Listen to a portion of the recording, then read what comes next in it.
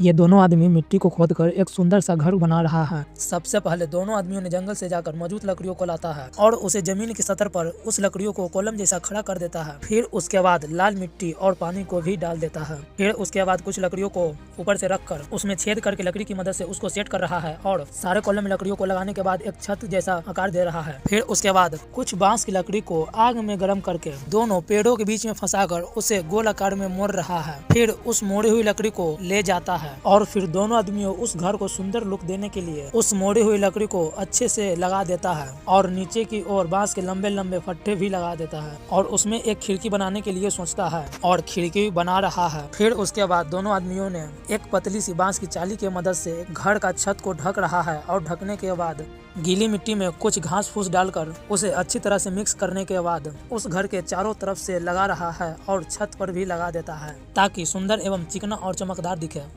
फिर उसके बाद उस घर के सामने एक तालाब बनाने का सोचा और तालाब बनाना स्टार्ट कर देता है। सबसे पहले मिट्टी को खोदकर गड्ढा करता है और उस तालाब में कुछ सुंदर सा डिजाइन बनाने के लिए लग जाता है। सभी आदमियों ने मिलकर डिजाइन को बनाने लग जाता है और डिजाइन बनने के बाद उस तालाब के नीचे जमीन को मजबूत करने के लिए गीली मिट्टी में पत्थर को डालकर उसे लकड़ी के हथौड़े से पीट रहा है। फिर उसके बाद उसको चिकना भी कर रहा है।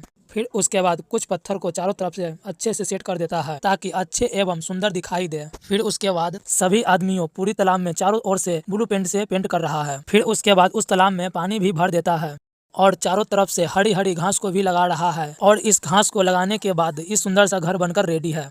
तो उस घर को देखने से पहले अगर तुम इस वीडियो को लाइक करके चैनल को सब्सक्राइब करते हो तो तुम्हारे घर में कभी भी पैसा का कमी नहीं होगा। तो ये रहा सुंदर सा घर जो दिन में कुछ ऐसा दिखता है और रात में कुछ ऐसा दिखता है।